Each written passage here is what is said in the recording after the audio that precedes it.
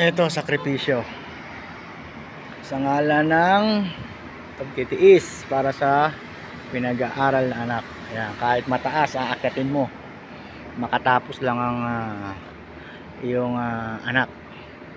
Ayan, no?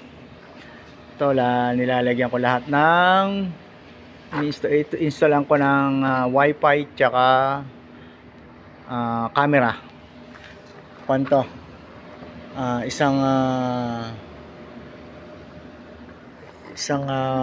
paupahan ay apartment. Apartment to, dami niyan, hanggang third floor.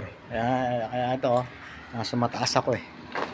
Yan, di ba, taas, third floor. Okay, yan, konting tiis na lang, makakaraos din sa pinag-aaral na anak. See you.